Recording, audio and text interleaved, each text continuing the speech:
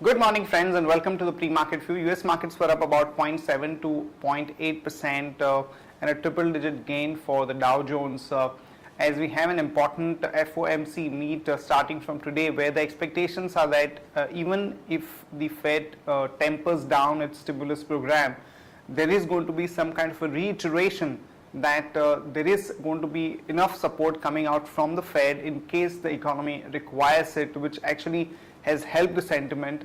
European markets too were up about 0.3 to almost about 1%, no major data points from Eurozone. And when we look at the Asian markets today, it's quite volatile. At one point Nikkei was up almost about 1.4%, but now it's down about 0.5%. Hang Seng too is down 0.7%.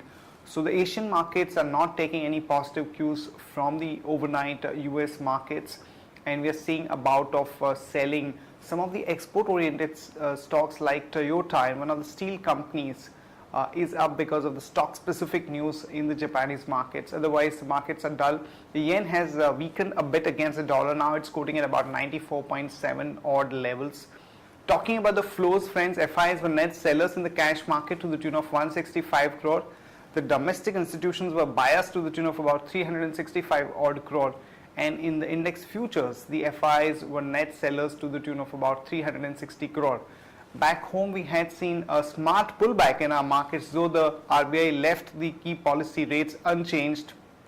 And since we had already seen the rate sensitive sectors coming down, once the actual announcement was made, we saw some kind of a pullback, which is more viewed as a relief rally for some of the banking stocks more than anything else.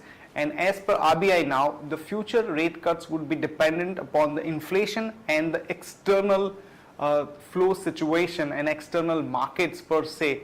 So there is not much of a clarity coming out from what kind of stance the RBI is going to take on the rate cut now that the WPI inflation is clearly on the way down. On that note, let me invite Sadhna to take us through important F&O cues, data and strategies that we can have in the F&O markets. Good morning, friends. Let's have a view on derivatives. Extended their previous day's session's northward journey, market snapped the session near day's high.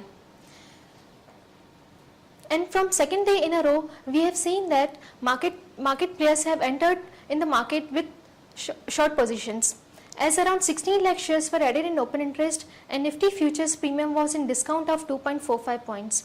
And put call ratio also remained the same at 0.95.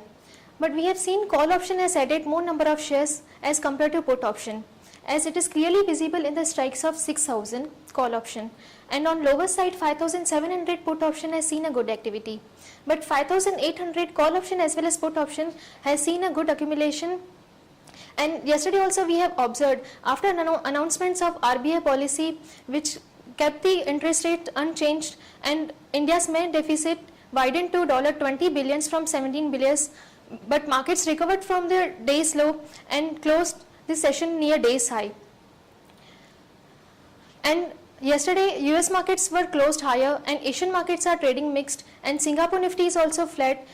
We expect some pullback in the market, but 5870 might act as a hurdle, as this is our weekly VWAP point. From intraday perspective, one can go long on Ambuja Cement with a stop loss of 176.30, and one can go long on SBI with a stop loss of 2037.35. Thank you.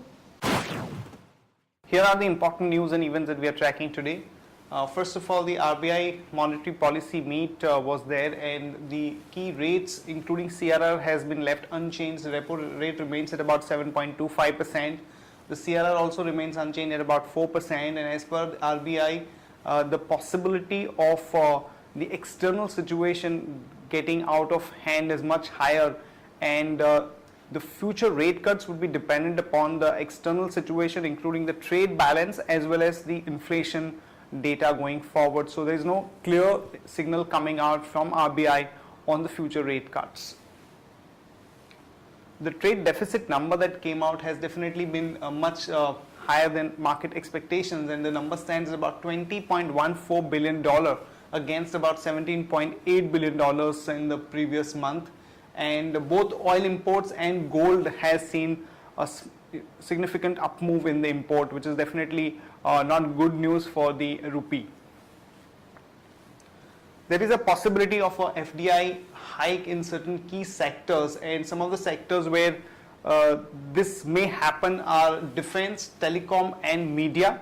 Currently the FDI in defense stands at about 26%, and also there is a high probability of the telecom tower companies getting 100% FDI, which is why we had seen a good amount of buying interest in stocks like Bharti Idea and Arcom in yesterday's trade.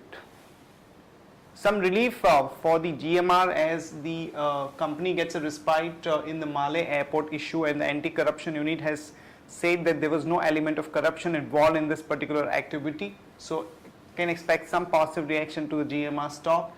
And the Ministry of Coal has again issued show cause notices to more coal blocks in Odisha, and the companies involved are Tata Power, Monnet Power, Jindal Photo and a couple of other companies. So this entire show cause notices thing continues, and which could have some negative impact on these companies, including Jindal Steel and Power. Apollo Tyre is looking at seeking a waiver of the debt covenants for its existing domestic loans because of the kind of acquisition and the debt that they are looking at raising for that. And since this is going to be funded by the debt, some of the existing covenants are getting violated, and they are looking for a waiver of that. The Supreme Court is going to hear a PIL file against Rainbaxy on the cancellation of licenses on June 24th. This stock has remained a bit negative because of various negative developments over the past 2 or 3 weeks. So you could expect some negative reaction in Rainbaxy stock.